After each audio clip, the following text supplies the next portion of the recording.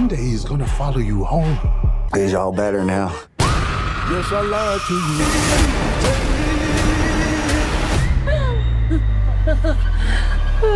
We're gonna kill every last one of you.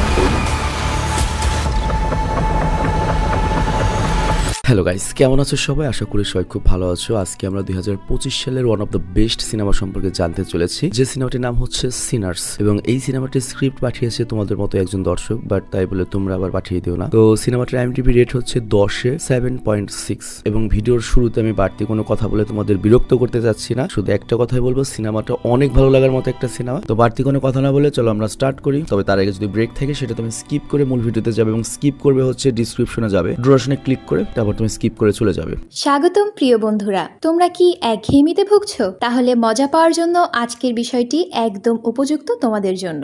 এখানে তোমরা বিভিন্ন খেলার ফলাফল জানতে পারবে, খেলা সরাসরি দেখতে পারবে, এবং ভবিষ্যৎবাণী করার মতো মজার একটি অংশও রয়েছে, যেখানে তুমি অনুমান করতে পারো কোন দল জিতবে, কতটা ব্যবধানে ইত্যাদি। এতে রয়েছে আকর্ষণীয় পুরস্কার জয়ের সুযোগ, বিলাসবহুল গাড়ি, নামি মোবাইল ফোন, কম্পিউটার এবং আরো অনেক কিছু। এটি এমন একটি বিশ্বস্ত জায়গা যেটি PSG এর মতো আন্তর্জাতিক খেলার দলের পৃষ্ঠপোষকতা পেয়েছে, তাই এতে কোনো সন্দেহের সুযোগ নেই। নতুন কিছু খেলার সংযোজন হয়েছে, যেমন দ্রুতগতির চ্যালেঞ্জ খেলা ও মুরগির পথ চলা খেলা, যেখানে সহজেই খেলে আনন্দ নেওয়া যায়। আর হ্যাঁ, যদি তুমি আমাদের প্রচারমূলক সংকেত ব্যবহার করে নিবন্ধন করো, তাহলে পেতে পারো 12,000 টাকা পর্যন্ত পুরস্কার একদম বিনামূল্যে। সঙ্গে থাকবে প্রথম জমাই অর্থের পর বিনামূল্যে ঘূর্ণনের সুযোগও। অর্থ গ্রহণ ও প্রেরণ করা যাবে খুব সহজভাবে, নগদ, বিকাশ, রকেট, ব্যাংক হিসাব সহ আরো অনেক মাধ্যমে। তাই আর দেরি না করে উপরে থাকা স্থায়ী মন্তব্যে ক্লিক করো, সেখানে নিবন্ধনের প্রক্রিয়া রয়েছে।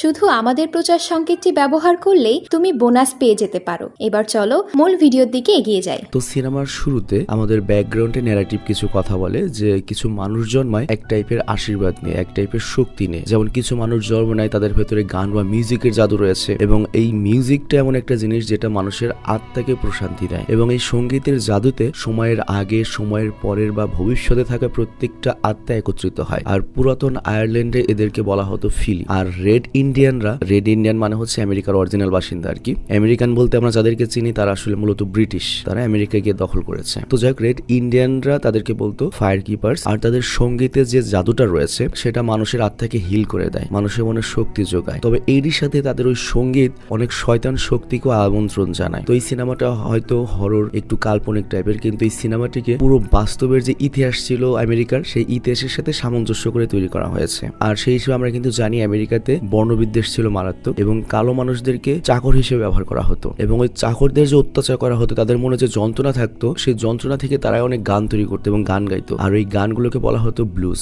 এবং ওরা যখন গান গাইতো কষ্ট ভরা কথা নিয়ে, আস্তে আস্তে ওদের মালিকরা সেই গানগুলো পছন্দ করা শুরু করে, মানে সাদা চামড়ার মানুষেরাও। আর সেই গানের যে ধরন তাদেরকে বলা হয় হচ্ছে ব্লুজ বা ব্লু, এই টাইপের কোন একটা কিছু। আর এরপর আসে হচ্ছে সিনেমার মূল কাহিনী। আমাদেরকে বলা হয় এটা হচ্ছে 1932 সাল, যেটা দ্বিতীয় বিশ্বযুদ্ধেরও 10 বছর আগে। আর তখন আমেরিকার মিসিসিপি আমাদেরকে দেখানো হয়। আর ওই জায়গাতে আমরা স্যামি নামের একটা ছেলেকে দেখতে পাই, যে গাড়িতে করে একটা চার্জে আসে। আর সে তার পিতার সাথে সাক্ষাৎ করার জন্য এসেছে, যে একজন রেভেনেন্ট বা মনে করো ওই সাদাদেরই আন্ডারে রয়েছে। আর স্যামির অবস্থা আমরা দেখি খুবই খারাপ, এবং তাকে তো দেখেই মনে হচ্ছে অনেক মারটার খেয়েছে, তার সারা শরীরে রক্ত, তার হাতের গিটারটা ভাঙা। গিটার বলতে খালি গিটারের একটা টুকরো রয়েছে। তো স্যামির পিতা তো স্যামিকে দেখি ভয় পেয়ে যায় এবং কাছে টেনে নেয় এবং বলে ধর্মের পথে আসো এবং তুমি তোমার পাপগুলোকে ফেলে দাও। তো এখানে সে পাপ বলতে সঙ্গীতকে বোঝাচ্ছে, মানে ওই ব্লুকে বোঝাচ্ছে, এবং বলছে যে এই সঙ্গীতগুলো শয়তানকে ডাকে। আর তখন আমরা স্যামির মুখে একটা আঁচড়ও দেখতে পাই, আর যে আঁচড় দেখে আমরা বুঝতে পারি এটা কোনো মানুষ করেনি। তো আসলে ঘটনা কি ঘটেছিল এটা জানার জন্য আমাদের নিয়ে যাওয়া হয় 24 ঘন্টা আগে। তো আমরা 24 ঘন্টা আগের স্যামিকে দেখতে পাই, যে পাট খেতে কাজ করছিল, কিন্তু সে ছিল হচ্ছে গোলাম, মানে সাদাদের আন্ডারে। আর তাই কম টাকায় বাধ্য হয়ে তার এইসব খেতে কাজ করতে হতো, এবং তারা কাজের বদলে সর্বোচ্চ খাবার পেত। তো যাই হোক, স্যামি মনের দিক দিয়ে খুবই ভালো মানুষ ছিল এবং সবাইকে খুব রেসপেক্ট করতো এবং শান্ত প্রকৃতির একটা ছেলে ছিল। আর অন্যদিকে স্যামির আবার দুইটা চাচাতো ভাই ছিল, যমজ দুই চাচাতো ভাই, একজনের নাম স্টোক আর একজনের নাম হচ্ছে স্মোক। তো স্মোক হচ্ছে বড় ভাই, স্ট্যাগ বা স্টোক হচ্ছে ছোট ভাই, এবং তাদেরকে স্মোক স্ট্যাগ ব্রাদার বলা হয়। আর তাদের বেশভূষা দেখে আমরা একটু কনফিউজড হয়ে যাই যে কালোরা এত পাটে চলছে কিভাবে। তো অ্যাকচুয়ালি তারা বাকি সবার চেয়ে আলাদা। তারা প্রথম বিশ্বযুদ্ধে অংশগ্রহণ করেছে, তারা একটা বড় ক্রিমিনাল গ্যাং এর সাথে জড়িত ছিল, এবং কি হয়েছে তারা আস্তে আস্তে মুহূর্তে স্বাধীন হয়ে গিয়েছে। তাদের ক্ষমতা কিভাবে ইউজ করতে হয় সেই জ্ঞানও রয়েছে, কিভাবে পিস্তল হাতে ধরতে হয়, কিভাবে টাকা কামাতে হয়। মানে তারা এখন এই সাদাদের সমাজে অনেক বেশি শক্তিশালী এবং প্রথম কৃষ্ণাঙ্গ যারা সাদাদের সাথে সমানে সমানে চলছে। তো যাই হোক, তাদের কাছে অনেক টাকা রয়েছে এবং সেই টাকা দিয়ে তারা একটা জায়গা কিনতে চায়, যেখানে তারা একটা ক্লাব বানাবে, যে ক্লাবে এই কালো মানুষেরা নাচ গান করতে পারবে, মদ খেতে পারবে, একসাথে আনন্দ করতে পারবে, গান গাইতে পারবে, মোট কথা একটা নাইট ক্লাব। তো যাই হোক, তারা একজন সাদা রঙের মানুষের কাছ থেকে এই বিশাল জায়গাটা কেনে, যেটাকে তারা আজকের মধ্যেই নাইট ক্লাবে পরিবর্তন করবে। তবে এই সাদা লোকটা মোটেও সুবিধার নয়, সে খুবই মারাত্মক লেভেলের একটা রেসিস্ট মানুষ এবং সে দেখতেই পাচ্ছ আসার পরে খালি বারবার থু ফেলছে ওদেরকে দেখে। এবং আমরা এটাও জানতে পারি যে সে একটা ক্ল্যান মেম্বার এবং এই ক্ল্যানরা কালো বর্ণের মানুষদের দেখতেই পারে না এবং তারা চাই না যে কালো বর্ণের মানুষ আমেরিকাতে এক্সিস্ট করুক বা ওরা উপরে উঠুক, এবং তারা সুযোগ পেলেই কালো মানুষদের উপর অত্যাচার করে। তো যাই হোক, তখন স্মোক তাদেরকে বলে, মানে বড় ভাই, তুমি তো অমুক ক্ল্যানের মেম্বার না, কিন্তু তোমার ক্ল্যানের কোনো মেম্বার যদি এখানে এসে জ্বালাতন করে একেবারে কিন্তু সাফারি কিরকিরা করে দেবো। এবং আমরা দেখতে পাই স্মোক এবং স্ট্যাকের কাছে কিন্তু বন্দুক রয়েছে। তো এই কারণে সাদা লোকটা কোনো কিছু বলে না, জাস্ট খালি এটুক বলে, আরে না, আমি কোনো ক্ল্যানের অংশ নেই, আমি তো খালি হাগিমতি খাই, আমি কোনো ঝামেলা চাই না। কিন্তু আমরা বারবার এটা কিন্তু দেখতে পাই যে সাদা চামড়ার লোকটা যতবার কথা বলছে এবং থুতু ফেলছে এবং কথার মাধ্যমে ওরা ছোট করার চেষ্টা করছে ওদেরকে। তো যাই হোক, ওই সাদা চামড়ার লোকটা চলে যাওয়ার পরে তারা তাদের কাজিন স্যামির সঙ্গে দেখা করে। স্যামি খুব সুন্দর গিটার বাজায় এবং খুব ভালো গানও গাইতে পারে, কিন্তু ওর বাবা হচ্ছে পুরো উল্টো একজন ধার্মিক মানুষ এবং সে স্যামিকে যেতে দিতে চায় না। তবে স্যামি তখন তার বাবাকে বলে, আমি গোটা সপ্তাহ কুত্তার মতো খাটি, একটা দিনকে আমি একটু শান্তিতে কাটাতে পারি না, স্বাধীনভাবে কাটাতে পারি না? তবে তার পিতা বলে, গিটার বাজানো একটা শয়তানের কাজ, আর একদিন শয়তান কিন্তু এই গিটারের কারণে তোমার পিছু পিছু চলে আসবে। তো যাই হোক, স্যামি কিন্তু এটা ইগনোর করে এবং সে তার চাচাতো ভাই স্মোক এবং স্ট্যাকের সাথে চলে যায় এবং তাদের কিছু জিনিস আনতে হবে আজকে, এবং আজকের ভেতরেই তারা তো ওই নাইট ক্লাব টপ ইন করতে চলেছে এবং আজকে রাত্রেই তাদের অনেক মানুষকে একত্রিত করতে হবে, অনেক কাজ। কিন্তু এর সাথে স্মোক মানে বড় ভাই আবার তার ছোট ভাই স্ট্যাককে নিয়ে একটু চিন্তিত, আর এই কারণে সে তার চাচাতো ভাই স্যামিকে বলে স্ট্যাকের দিকে একটু নজর রাখতে এবং লক্ষ্য রাখতে বলে, যদি কোনো সাদা চামড়ার বা কালো চামড়ার মানুষ ওর দিকে একভাবে তাকিয়ে থাকে তার মানে অবশ্যই ও খারাপ কোনো কিছু চিন্তা করছে, আর আমাদের যেহেতু কেউ পছন্দ করে না, আমাদেরকে মেরে ফেললে কেউ আমাদের খবরও রাখবে না। তো তুমি নগদ করবে কি, ওকে অ্যালার্ট করে দেবে এবং প্রয়োজনে ফাইট করবে। তো যাই হোক, এরপর ওরা মার্কেটে গিয়ে পৌঁছায় আর এই জায়গাটার নাম হচ্ছে ডেল্টা। তো স্ট্যাক সেখানে একটা ছোট মেয়েকে দায়িত্ব দেয় যে তাদের গাড়িটা খেয়াল রাখতে। তো যাই হোক, গাড়ির মধ্যে অনেক মালপত্র রয়েছে, যে কোনো সময় চুরি হয়ে যেতে পারে এবং ওই মেয়েটার দায়িত্ব হচ্ছে যদি কোনো সন্দেহভাজন মানুষকে দেখে তাহলে বাঁশি বাজিয়ে দেবে, আর এই কাজটা করলেও যথেষ্ট টাকা পাবে। তো মেয়েটা অনেক মন খুশিতে কাজ করা শুরু করে এবং এরপর স্ট্যাক যায় তার পুরনো বন্ধুর সাথে দেখা করতে এবং তারা দুজন স্বামী স্ত্রী, দুজনই চাইনিজ এবং এইখানে অনেক চাইনিজে বর্তমানে আর কি আস্তে আস্তে বসতি স্থাপন করেছে। তো স্ট্যাক ওদেরকে প্ল্যানটা বলে যে আমরা একটা নাইট ক্লাব খুলতে যাচ্ছি, মানে যেটাকে তখনকার ভাষায় ব্যারেল হাউস বলা হয়, মানে যেখানে মানুষেরা গিয়ে ইচ্ছে মতো মাল খাবে, গান বাজনা করবে, মজা ফুর্তি করবে। আর এটা তারা করছে নিজস্ব কমিটির জন্য, অর্থাৎ কালো মানুষ প্লাস এর সাথে যারা ছোট গোত্রীয় রয়েছে, যারা সুযোগ পায় না, স্বাধীনভাবে চলতে পারে না, তাদের জন্য। আবার এইদিকে চাইনিজ দুই স্বামী স্ত্রীর তাদের বড় একটা সুপার শপ রয়েছে, তো তাদের দায়িত্ব পড়েছে সেই নাইট ক্লাবে বা ব্যারেল হাউসে মালপত্র সাপ্লাই দেওয়ার, আর এটা করলে তাদের অনেক লাভ হবে। তো তারা রাজি হয়ে যায়, বাট তখনই গাড়ি পাহারা দেওয়া সেই মেয়েটা বাঁশি বাজিয়ে ওঠে। তো স্ট্যাক সেখানে গিয়ে দেখতে পায় একজন লোক গাড়ি থেকে চুরি করার চেষ্টা করছে। তো স্ট্যাক সরাসরি গিয়ে পায়ে গুলি মেরে দেয়, কিন্তু তখনই দেখতে পায় এটা একটা কৃষ্ণাঙ্গ এবং ওরই পুরনো এক বন্ধু। তো সে যখন দেখতে পায় তার নিজের লোক, এজন্য করে কি চিকিৎসা টাকা দিয়ে দেয়, কিন্তু আমরা এটা দেখতে পাই যে ওরা খুবই স্ট্রেট কাট, কাউকে গুনে না। আর এরপর স্ট্যাক স্যামিকে নিয়ে স্টেশনের উদ্দেশ্যে আরেকজন মানুষের সাথে সাক্ষাৎ করার জন্য রওনা হয়, আর যাত্রাপথে সে স্যামিকে একটা গান শোনাতে বলে। তো স্যামি তখন তার ট্যালেন্টটা দেখায়। তো স্যামির ট্যালেন্টে স্ট্যাক একদম মনে করে যে খুব খুশি হয়ে যায় এবং স্ট্যাক বুঝে যায় যে আমাদের কোম্পানি বা আমাদের নাইট ক্লাব সফল হবে, ভালো ইনকাম হবে। আর তাছাড়া স্যামিকে তো নিয়েছেই তোমার গান গাওয়ানোর জন্য, কিন্তু এর সাথে ওদের একজন পিয়ানিস্ট লাগবে। তো ওই কারণে সাক্ষাৎ করে তারা স্লিম নামের একজন লোকের সাথে, আর আমরা দেখতে পাই সে ওখানে অলরেডি মুখ দিয়ে গান বাজাচ্ছিল। তো এখানে আমরা দেখতেই পাচ্ছি এই কালো মানুষদের অবস্থা খুবই খারাপ এবং তারা এইভাবেই সামান্য 2 পয়সা ইনকাম করে কোনো রকমের চলে, কিন্তু এই লোকটার অবস্থা আরো বেশি খারাপ, কারণ সে অনেক লাইফে ডিপ্রেসড এবং সে যা কামে ওই টাকাটা মদ খেয়ে উড়িয়ে দেয়। তো স্ট্যাক যখন অফারটা দেয় যে বারে গান করতে হবে, ওই লোকটা রাজি হয় না। সে জানায় আমি অলরেডি একটা হোটেলে মিউজিক বাজানোর জন্য পার্মানেন্ট জব করি। তবে এই লোকটা যেহেতু অনেক বেশি মাতাল ছিল, তো তখন স্ট্যাক করে কি তাকে নাম করা আইরিশ বিয়ার দেখায়, আর এই জিনিসটা এই লোকটার কাছে একদম নতুন ছিল। তো স্ট্যাক তখন জানায় এরকম ভর্তি ভর্তি বোতল রয়েছে আমার কাছে, যত খুশি পান করতে পারো, তবে আজকে রাতে তোমাকে অবশ্যই আমাদের নাইট ক্লাবে গিয়ে মিউজিক বাজাতে হবে। তো ওই লোকটা মদের লোভ পেয়ে আর না করতে পারে না এবং সে খুবই খুশি। আর এরপর সে স্যামি একসাথে একটা সুন্দর মিউজিক তৈরি করে এবং এখানে বহু মানুষ একত্রিত হয়। তো এর ফলে যেটা হয়, ওদের ব্যারেল হাউস সম্পর্কে অনেকে জেনেও যায়, অ্যাডভার্টাইজিং এরও কাজ হয় এবং অনেক মানুষ জড়িত হয়। এবং এইখানে পার্লিন নামের আরেকটা কৃষ্ণাঙ্গ মেয়ে ছিল, সে আবার খুব সুন্দর এখানে গান গায়। তো স্যামির সাথে তার মনের আদান প্রদান হয়ে যায় এবং স্যামি তাকে আজকে রাতের জন্য ব্যারেল হাউসে ইনভাইট করে। তো ওই মুহূর্তে সেখানে মেরি নামের আরেকটা মেয়ে চলে আসে, যেটা একটা শ্বেতাঙ্গ মেয়ে, এবং সে সরাসরি এসে স্ট্যাকের সাথে কথা বলতে চায়। আর আমরা জানতে পারি এটা স্ট্যাকের এক্স গার্লফ্রেন্ড। গার্লফ্রেন্ড, তবে স্ট্যাকই তাকে ছেড়ে গিয়েছিল। আর কারণটা হচ্ছে স্ট্যাক আমরা জানি যে একটা সময় মাফিয়া ছিল, সে যে কোনো সময় মারা পড়তো বা তার জন্য তার গার্লফ্রেন্ডের উপর দিয়ে কোনো বিপদ আসতে পারতো, তো এই কারণেই সে ওকে ছেড়ে গিয়েছিল। আর এদিকে আমরা জানতে পারি ম্যারিজ যদিও সাদা চামড়ার, তবে তারপরেও সাদা চামড়ার সমাজে তার কোনো ক্ষমতা নেই, কারণ ক্ষমতা অলওয়েজ নির্ভর করে কার কত টাকা আছে সেই হিসেবে। মানে যে এত হিন্দু মুসলমান এত কিছু করি আমরা, অ্যাকচুয়ালি কিন্তু ব্যাপারটা এইভাবে চলে না। ব্যাপারটা ওই সমাজেও কে টাকা আছে কে ক্ষমতাবান সেই হিসেবে চলে। মুসলমান সমাজেও কিন্তু মুসলমান নির্যাতিত হয় সবচেয়ে বেশি, হিন্দু সমাজে হিন্দু নির্যাতিত হয় সবচেয়ে বেশি। ব্যাপারটা এরকমই আর কি। তো যাই এরপর স্ট্যাক, স্যামি আর হচ্ছে ওই যে ওই স্লিম, ওরা তিনজন মিলে একটা তুলার ক্ষেতের মাঝখান দিয়ে যখন যাচ্ছিল, সেখানে বহু কালো বর্ণের মানুষদেরকে জোর করিয়ে কাজ করানো হচ্ছিল এবং তারা মনের দুঃখে কাজ করছিল আর একত্রে গান গাইছিল এবং এদেরকে বন্দুকের ডগায় রেখে কাজ করানো হতো, ঠিক যেমনটা আমাদের দেশেও ব্রিটিশরা নীল চাষীদের সাথে করেছিল। তো তখনই ওই ডেল্টা স্লিম মানে ওই মাতাল চেঁচিয়ে ওঠে এবং বলে তোমরা গান মন খুলে গাও, হাত তুলে গাও। বাট তখনই সেখানে ওই মালিক আকাশে একটা গুলি চালায় আর ওই গোলামরা ভয় পেয়ে আবারও নিজের কাজ শুরু করে। আর এই যে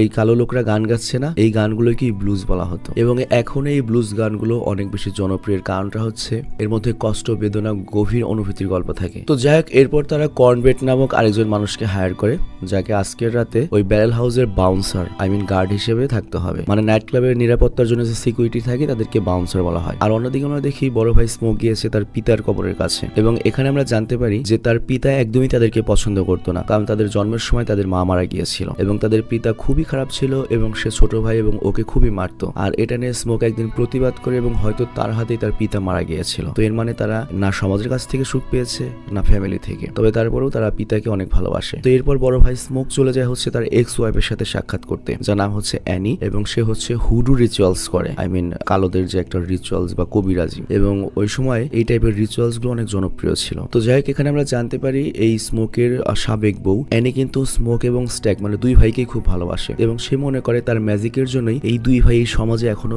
জীবিত রয়েছে। তবে স্মোক এইসব ম্যাজিক একদমই বিশ্বাস করে না আর এগুলো সে পছন্দও করে না। আর কেন এভাবে বিশ্বাস করবে? কারণ তাদের একটা বাচ্চা হয়েছিল, মেয়ে বাচ্চা, সেটা মারা গিয়েছিল। তো তার স্ত্রীর ম্যাজিক যদি সত্যি এত কার্যকর হতো তাহলে সে তার ওই বাচ্চাটা বাঁচাতে পারলো না কেন? তো এরকম কিছু মতবিবাদের কারণে তাদের দুজনের সম্পর্কটা টেকেনি। আর তারা হয়তো এখন স্বামী স্ত্রী নেই, তবে তাদের ভেতরে সেই কানেকশনটা এখনো রয়ে গিয়েছে। তো যাই হোক, অ্যানি খুবই চমৎকার রান্না করে, তো এই জন্য স্মোক এসেছে যে আজকের রাতে যারা আসবে তাদের জন্য অ্যানি যেন রান্না করে। তো মোটামুটি সব লোক রেডি, মাল সাপ্লাই করা, রান্নার লোক, দারোয়ান এবং ভেতরে মদ আছে, সিঙ্গার রয়েছে, সব রেডি এবং আজকের মধ্যেই ব্যারেল হাউস উদ্বোধন হবে। তবে এখানে আমাদের আবারও মনে করিয়ে দেওয়া হয় যেহেতু একটা ভালো সঙ্গীত অতীত ভবিষ্যতের প্রত্যেকটা আত্মাকে একত্রিত করে, এর সাথে সেটা শয়তানকে আমন্ত্রণ করে। তো এরপর আমরা একজন মানুষকে দেখতে পাই যার গা থেকে ধোঁয়া বেরোচ্ছে, মানে তার হয়তো শরীর পুড়ে গিয়েছে, আর সে চলে যায় একটা বাড়িতে আশ্রয় নেওয়ার জন্য, আর ওই বাড়িতে একটা কাপল বসবাস করে। তো আমরা জানতে পারি এই লোকটা হচ্ছে আইরিশ লোক, মানে ওই সময়ে আমেরিকাতে আইরিশরাও মনে করো নিগৃহীত ছিল অনেক, যদিও সাদা চামড়া, ওদেরকে দেখতে পারতো না। তো আইরিশ লোকটা বলে আমার সাহায্যের প্রয়োজন, কারণ রেড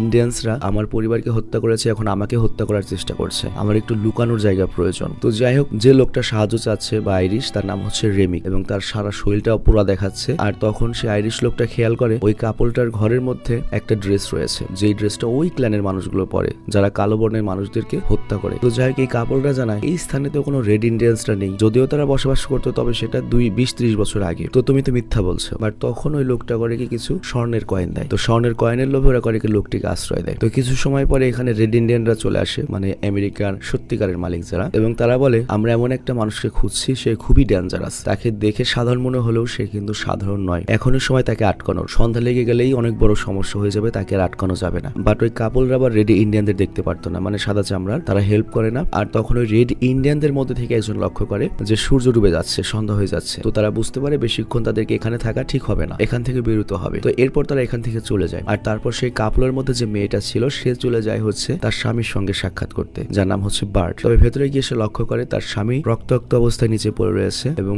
যে মানুষটাকে তারা একটু আগে আশ্রয় দিয়েছে রেমিক, তার মুখে রক্ত লেগে রয়েছে। তো রেমিক এখানে একটা শয়তানি হাসি দিয়ে বলে তোমার স্বামী এখন বিশ্রাম নিচ্ছে, তবে এখনই ঠিক হয়ে যাবে। এবং আমরা সত্যি সত্যি দেখতে পাই বার্ট নামে সেই লোকটি, মানে ওই মহিলাটির স্বামী আবার উঠে দাঁড়ায় আর তার চোখগুলো জল জল করছে, দাঁতগুলো বেরিয়ে গিয়েছে, মুখে রক্ত, এবং এরপর বার্ট করে কি তার স্ত্রীকেও খেয়ে ফেলে, মানে রক্ত খায় আর কি। তো এখানে আমরা বুঝতে পারছি এরা ভ্যাম্পায়ার। তো রেমিক ছিল একজন ভ্যাম্পায়ার। রেমিকের শরীরে কেন আগুন পড়ছিল? কারণ হচ্ছে আমরা জানি ভ্যাম্পায়াররা সূর্যের আলো সহ্য করতে পারে না। তো ওই রেড ইন্ডিয়ানদের দাবরানি খেয়ে ও হয়তো পালাতে গিয়েছিল, তখন ওর শরীরে সূর্যের আলো পড়েছিল এবং ওর শরীর থেকে ধোঁয়া বেরোচ্ছিল। তো যাই হোক, এখানে আমরা এটা বুঝতে পারি যে রেড ইন্ডিয়ানরা অনেক বেশি সতর্ক এবং তারা জানে যে এখানে ভ্যাম্পায়ারের অস্তিত্ব রয়েছে, আর এ কারণে তারা সন্ধ্যার আগে সেই স্থানটা ত্যাগ করে। তো যাই হোক, রেমিক কিন্তু ওই কাপলকে কামড় দিয়ে তার গোলাম বানিয়ে নিয়েছে। আর এদিকে রাতের বেলা সেই ব্যারেল হাউস ওপেন করা করা হয় এবং তার কথা মতো সকল মানুষ একত্রিত হয় এবং তারা তাদের টাকা পয়সা খরচ করা শুরু করে। আর এইদিকে দেখতে পাই আমাদের স্যামির সাথে পার্লিনের জুটিটাও বেশ জমেছে এবং তারা একে অপরকে পছন্দ করা শুরু করেছে। আর একই সাথে সেখানে ম্যারিও এসেছে, সাদা চামড়ার। আর ম্যারির মুখ থেকে আমরা জানতে পারি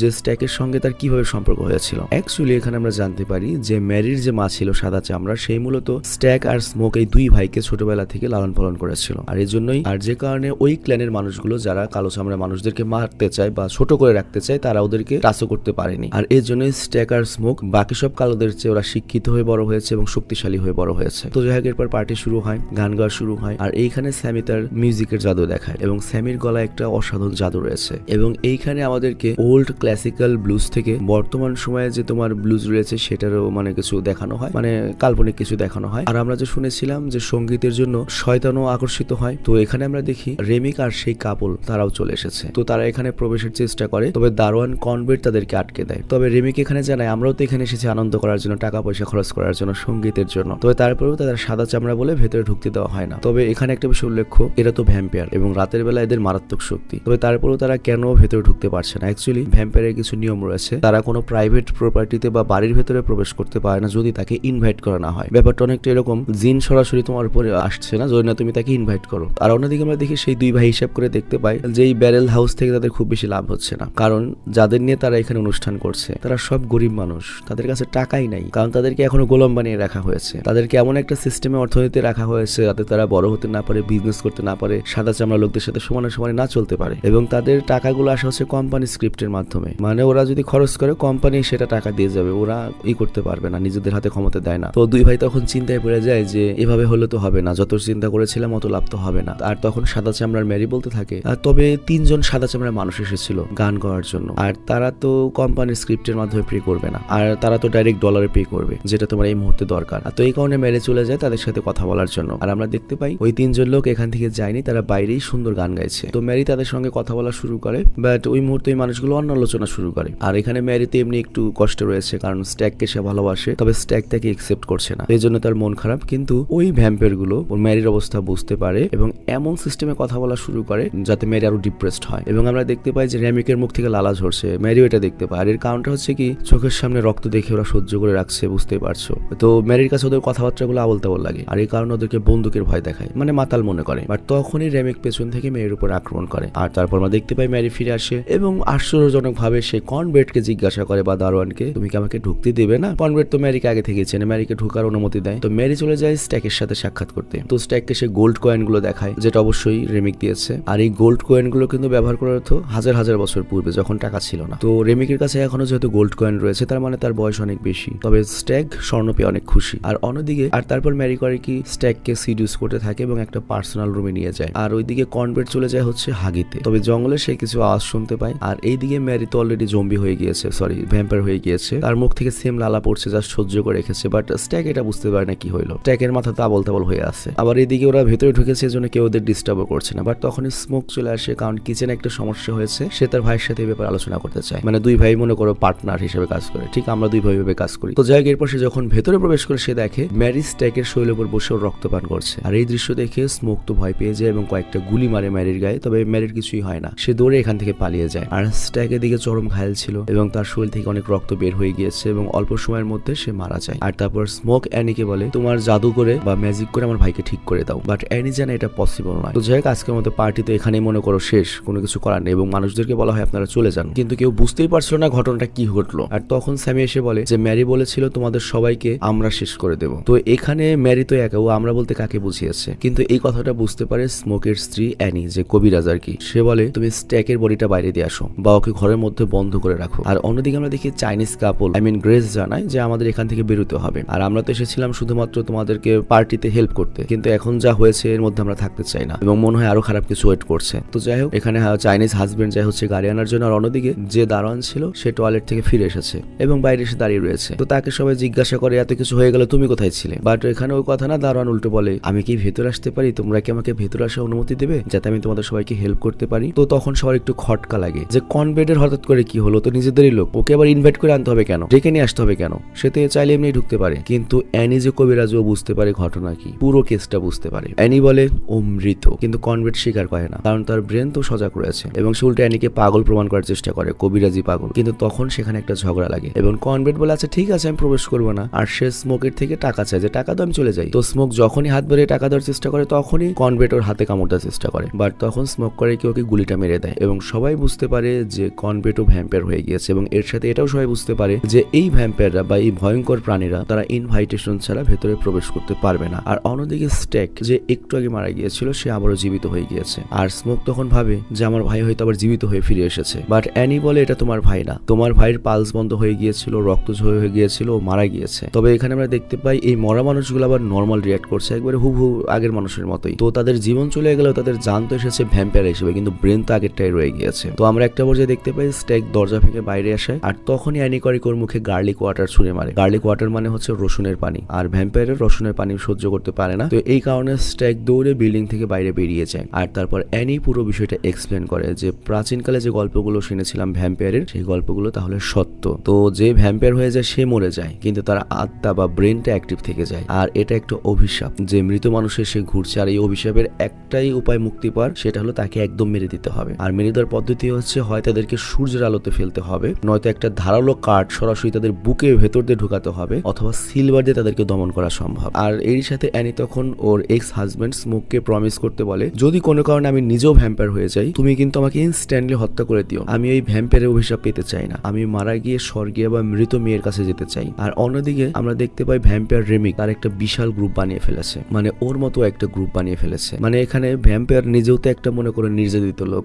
ও তো সমাজের বাইরের লোক, তো ও নিজেও চায় যে ওর মতো একটা সমাজ তৈরি হোক। মানে ওই সময় আমেরিকাতে যেটা চলছিল যার যার মতো করে একটা সমাজ তৈরি করার, এবং আমেরিকাতে কিন্তু অনেক যুদ্ধ অনেক সিভিল ওয়ার হয়েছে নিজেদের মধ্যেই। আর এইদিকে আমরা দেখি ঘরের মধ্যে মানুষগুলো তারা রসুন খেয়ে নিয়েছে যাতে তাদের রক্তগুলো ভ্যাম্পায়াররা না খেতে পারে। আর অন্যদিকে গ্রেসের স্বামী অর্থাৎ ওই চাইনিজ লোকটি সে এসেছে তার স্ত্রীকে ডাকার জন্য, আর ওইদিকে কনরেড আরেকজন মানুষকে হত্যা করেছে, কিন্তু ওই চাইনিজ স্বামী সিম্পল দাঁড়িয়ে রয়েছে, সে ভয় পাচ্ছে না। তো ওকে দেখে সবাই বুঝতে পারে ও ভ্যাম্পায়ার হয়ে গিয়েছে এবং ও ওর স্ত্রীকে বাইরে আসতে বলছে। তো যখন কেউ আসে না সবাই বুঝতে পেরেছে, তখন রেমিক নিজে আসে, আর রেমিকের কারণে এই রোগটা সবার মধ্যে ছড়িয়েছে, মানে সবাই ভ্যাম্পায়ার হয়েছে। তো এই কারণে রেমিক যেহেতু এদের গড, মানে ভ্যাম্পায়ার গড, তো রেমিক সবার স্মৃতি জানে, সে সবার ব্রেন সে রিড করতে পারছে। তো রেমিক ওই চাইনিজ লোকটার ব্রেন রিড করে চাইনিজ ভাষায় কথা বলতে শুরু করে, এবং সেই চাইনিজ মহিলাকে এটাও বলে আচ্ছা ঠিক আছে তুমি যদি বাইরে না আসো আমি তোমার দোকানে যাব যেখানে তোমার মেয়ে লিজা রয়েছে, তাকে গিয়ে আমি খেয়ে ফেলবো। তো তখন ওই চাইনিজ মহিলা রেগে যায় এবং বলে তোকে আমি খুন করে ফেলবো। তো রেমিক তখন বলে ঠিক আছে যদি খুন করতে চাও সমস্যা নেই, এত কষ্ট করতে হবে না, জাস্ট খালি আমাদেরকে ইনভাইট করে ভেতরে আসার জন্য ইনভাইট করো, দ্যাটস ইট। আর ভেতরে আসলে সমস্যাটাই কি, তোমরা মৃত্যুর পরে যে স্বর্গের খোঁজ করছো সেই স্বর্গ তো আমরা এখানেই পেতে পারি। তুমি যদি আমার মতো হয় একটু অমরত্ব পাবে, সারা জীবন বেঁচে থাকবে, হাজার হাজার বছর কেটে যাবে, দুনিয়া চেঞ্জ হয়ে যাবে, বাট তোমরা চেঞ্জ হবে না, বুড়ো হবে না, সবাই স্বাধীন হতে চায়, তুমিও স্বাধীন হতে পারবে, তোমার স্বাধীনতা কেউ ছিনিয়ে নিতে পারবে না, এটাই তো মজার লাইফ, চলো আমরা একসাথে সবাই স্বাধীন হই। তো যাই হোক এখানে আমরা কিছু তথ্য জানতে পারি যে লোকটার কাছ থেকে ওরা ব্যারেল হাউস কিনেছে সে কিন্তু নিজেই ক্ল্যানের একজন হেড, মানে সেই কুকলুক্স ক্ল্যান যারা কালোদেরকে হত্যা করে। এবং এই রেমিক যে কাপলের বাড়িতে গিয়েছিল, যে কাপলকে ও ভ্যাম্পায়ার বানিয়েছে, সেই কাপলটা কিন্তু আবার ওই ক্ল্যানের হেডের ভাতিজা, এবং ওদের প্ল্যান ছিল কালকে সকালে এসে, মানে এখানে যে নাইট ক্লাবে আজকে পার্টি হবে কালকে সকালে একবার এসে সবগুলোকে কালো মানুষ করে মেরে ফেলবে। স্মোকদের কি প্ল্যান ছিল, তারা টাকা কামিয়ে আরো বড় হবে। তো যাই হোক এরপর স্ট্যাক আসে এবং সে তার ভাইকে বলে ভাই তুই যে স্বাধীনতার খোঁজ করছিলি, চেয়েছিলি প্রচুর টাকা ইনকাম করবি, শক্তি পাবি, আমাদের গ্যাং থাকবে, সেটা এইভাবে থেকে আমরা কোনোদিনও পারবো না, আমাদের একটাই ফ্রিডম পাওয়ার উপায়, সেটা হচ্ছে চল আমরা সবাই ভ্যাম্পায়ার হই, আমাদেরকে ভেতরে আমন্ত্রণ কর, আর আমি তোর সাথে নতুন জীবন সারা জীবন কাটাতে চাই, আমরা একসাথে থাকতে চাই। এবং এত সুন্দর করে ওরা উপস্থাপন করে, এত সুবিধা দেখায় ডেস্টিনি 2000 লিমিটেডের মতো, মানে সবাই রাজি হয়ে যায় অ্যাকাউন্ট খুলতে। মানে এখানে প্রায় অনেকগুলো মানুষ ওদের সাথে জয়েন করার মনে করো যে আকর্ষণ বোধ করে, কারণ ওরা জীবনে তো স্বাধীনতা পায়নি। আর অন্যদিকে চাইনিজ মহিলাটি তার ছোট মেয়েটাকে নিয়ে খুবই চিন্তিত ছিল, তার উপর স্বামী বাইরে ইনফেক্টেড অবস্থায় রয়েছে, তো সে পুরো পাগল হয়ে যায় এবং এত রাগ হয়ে যায় যে সে ভ্যাম্পায়ারদের মারতেছে, এবং রাগের চোটে একটা সময় সে ভ্যাম্পায়ারদের আমন্ত্রণ জানিয়ে যে তোদেরকে আমি মারবো, আয় ভেতরে আয়। তো কি হবে বুঝতেই পারছো। তো এরপর ভেতরে মারামারি শুরু হয়, ব্যাপক ফাইট। তবে এখানে একটা কাজ করতে পারে, ওই চাইনিজ মহিলাটি তার স্বামীকে হত্যা করতে পারে, তবে সেও মারা যায়, এবং এখানে বহু ভ্যাম্পায়ার মারা যায়, বহুত মানুষ মারা যায়। আর এইদিকে আমরা দেখি স্ট্যাক করে কি ওর ভাবি অ্যানিকে কামড় দিয়ে দেয়। আর তোমাদের নিশ্চয়ই মনে আছে অ্যানি কিন্তু এক্স হাজবেন্ড স্মোককে বলেছিল যে আমি একটা ভ্যাম্পায়ার হয়ে মরতে চাই না, আমি সরাসরি মানুষ হয়ে মরতে চাই, আমার মেয়ের সঙ্গে সাক্ষাৎ করতে চাই। তো স্মোক তার প্রমিসটা রাখে, সে অ্যানিকে সেভাবে হত্যা করে যাতে সে ভ্যাম্পায়ারে পরিণত না হয়। আর এখানে এখন বেঁচে রয়েছে শুধুমাত্র স্মোক আর স্যামি। তবে এখানে লক্ষ্য স্যামির জন্যই কিন্তু রেমিক এখানে এসেছে, আর এর কারণটা হচ্ছে সেই গান। তো এইখানে রেমিক একটা অফার দেয়, একটা ডিল দেয়, আমি সবাইকে ছেড়ে দেবো, জাস্ট স্যামিকে আমার হাতে দিয়ে দাও। আসলে স্যামির মধ্যে সেই শক্তি রয়েছে, যে ট্যালেন্ট রয়েছে, যেটা দিয়ে রেমিক তার পূর্বপুরুষদের বা আরো ভ্যাম্পায়ারদের একত্রিত করতে পারবে তার গান দিয়ে। রেমিকও তার পরিবারের সাথে, তার পূর্বপুরুষদের সাথে, তার ভালোবাসার মানুষদের সাথে একত্রিত হতে চায়, সেই আত্মাগুলোকে ডাকতে চায়, আর সেটা করবে একমাত্র স্যামির সঙ্গীতই। তো এই কারণে সে স্যামির পাওয়ারটা চায়, তাকে গান গাওয়াতে চায়। আর অন্যদিকে স্মোক আর স্ট্যাগের দুই ভাইয়ের লড়াই হচ্ছিল, এবং আমরা লক্ষ্য করি স্ট্যাগ কিন্তু তার ভাইয়ের উপর মানে ভ্যাম্পায়ার সত্ত্বেও স্মোককে মারতে চাচ্ছে না। ও জাস্ট সিধা সাধাই বলছে, ভাই তুই আমার দলে আয়। এবং তাদের অনেক তর্ক হয়, এবং লাস্টে যখন কোনোভাবেই স্মোক মারে না, তখন স্ট্যাগ করে কি ওকে কামড় দেওয়ার চেষ্টা করে, কিন্তু স্মোকের গলাতে কামড় দিতে পারে না একটা কারণেই, ওর গলায় এক টাইপের হাড় ছিল যেটা অ্যানি ওকে দিয়েছিল। এবং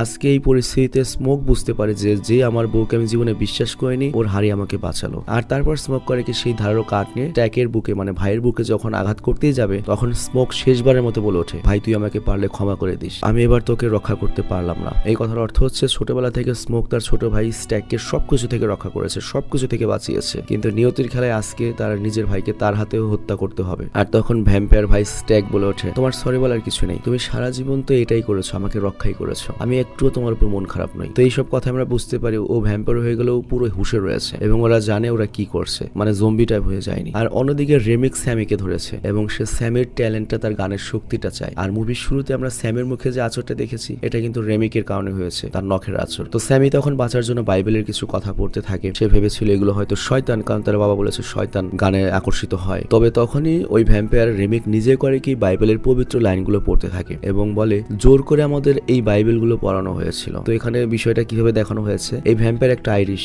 এবং ওই সময় ওরা ছিল নিগৃহীত, মানে সবার সাথে মিশতে পারতো না, এবং ওদেরকে জোর করে খ্রিস্টান মিশনারিরা খ্রিস্টান বানিয়েছিল, এরকম একটা কিছু, মানে ধর্ম চাপিয়ে দিয়েছিল। দেখো কি সিস্টেমে বুঝিয়ে দিয়েছে। তো যাক, স্যামি তখন ভয় পেয়ে করে কি ওর গিটারটা রেমিকের মুখে বাড়ি মারে। আর এই গিটারের মধ্যে কিন্তু সিলভারের একটা প্লেট ছিল, যেটা রেমিকের মাথায় গেঁথে যায়। তবে এতে তেমন কিছু হয় না রেমিকের, বাট তখন এখানে স্মোক চলে আসে, এবং আমরা দেখতে পাই সে সরাসরি রেমিকের বুকের মধ্যে একটা কাঠ ঢুকিয়ে দেয়। আর ততক্ষণে ভোরের সূর্যের আলো উঠে গিয়েছে, আর এই কারণে সেখানে উপস্থিত আহত সুস্থ প্রত্যেকটা ভ্যাম্পায়ার পুড়ে মারা যায়। আর আমরা এটাও বুঝতে পারি স্মোক তার ভাই স্ট্যাগকেও হয়তো মেরে এসেছে। তো যাই, এরপর সকালবেলা স্মোক স্যামিকে তার গাড়ির চাবিটা দেয়, এবং বলে তুই বাড়ি চলে যা, আর এই গিটারটা মাটিতে পুঁতে দিস। তো এরপর স্যামি করে কি সেই গাড়ি নিয়ে চলে যায় চার্চে, যেখানে তার পিতা রয়েছে, এবং গল্পের শুরুটা এখান থেকে হয়েছিল। আর অন্যদিকে স্মোক এখনো সেই স্থানে রয়েছে, কারণ তার একটা কাজ করে এখনো বাকি ছিল। কারণটা হচ্ছে যে মানুষটার কাছ থেকে সেই বাড়িটা কিনেছে, ওই সাদা চামড়া, ওরা তো সকালবেলা আসতো সবাইকে হত্যা করার জন্য কালো মানুষদের। তো যদিও আর কালো মানুষ সব মারা গিয়েছে, তবে তারপর ওই ক্ল্যানকেও শেষ করে দেবে। তো তাদের অপেক্ষাতে ওর প্রস্তুতি নিয়ে রয়েছে। তো ওরা তো আসে, কিন্তু স্মোক তো আগে থেকে প্রস্তুত, সবাইকে গুলি করে হত্যা করে দেয়। তবে এই কারণে স্মোকের পেটেও একটা গুলি লাগে, অনেক বড় একটা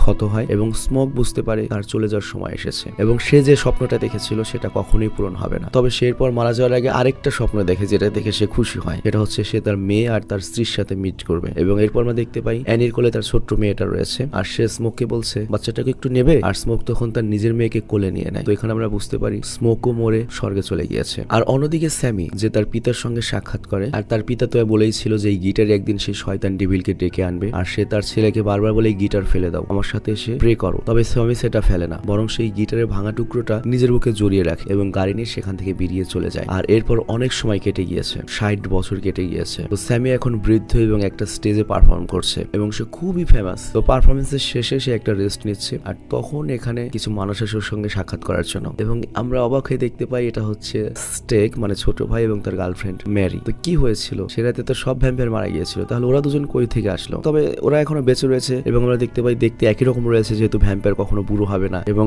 সময়ের সাথে সাথে ওদের স্টাইল লুক চেঞ্জ হয়ে গিয়েছে। তো যাই হোক, এখানে স্ট্যাক এসে স্যামিকে একটা অফার দেয় যে তোমার বয়স হয়েছে, ভেতরে রোগও হয়েছে, তোমার হাতে আর বেশি সময় নেই, তো তুমি যদি চাও এই কষ্ট যন্ত্রণাকে দূরে সরিয়ে দিতে পারো, আমাদের মতো অমর হতে পারো। বাট স্যামি তখন না বলে দেয়। তবে এইখানে একটা ব্যাপার হচ্ছে, গত 60 বছর হয়ে গিয়েছে, এতদিনও কিন্তু স্ট্যাকরা স্যামির সামনে আসেনি। কেন আসেনি আমরা জানতে পারি সেই রাতে স্ট্যাকের সাথে স্মোকের যখন লড়াই বেঁধেছিল, সেদিন স্মোক ওর ভাইকে কিন্তু ইচ্ছে করে হত্যা করেনি, এবং ওর ভাইকে বলেছিল যদি তুই স্যামিকে অলওয়েজ প্রোটেক্ট করিস আমি তোকে ছেড়ে দেবো। মানে কোনো না কোনো ভ্যাম্পায়ার তো রয়েছে, আবারও হয়তো স্যামির পেছনে আসবে। তো এই জন্য স্ট্যাক এতদিন স্যামিকে কিছু বলেনি, কারণ সে তার ভাইকে প্রমিস করেছিল। তো যাই হোক, অনেকদিন পর দেখা হয়েছে, 60 বছর পর। তো স্যামি ওদেরকে একটা সুন্দর গান শোনায়, আর ওরাও খুশি হয়ে স্যামিকে একটা গুড বাই জানিয়ে সেখান থেকে চলে যাচ্ছিল। বাট তখনই স্যামি ওদেরকে একটা ডাক দেয়, এবং বলে আমার তো এখন বয়স হচ্ছে, হয়তো কোনো একদিন সকালবেলা আমার ঘুম ভাঙবে সেই দুঃস্বপ্ন মনে করে, যেটা 60 বছর আগে ঘটেছিল, মানে সেই রাতে যে সবাই মরল। কিন্তু ওই দিন রাতে ওই ঘটনা ঘটার আগে আমি লাইফে যতখানি ফ্রিবোধ করেছিলাম, সেই ফ্রিবোধ আমি এত বড় হয়েছে, এত কিছু হয়েছি, কোনোদিন আর পাইনি সেই মজাটা। কারণ ওই দিন আমি জীবনে প্রথম মন খুলে গান গিয়েছিলাম মানুষদের মধ্যে। কিন্তু স্টেক, তুমি তো বেঁচে রয়েছো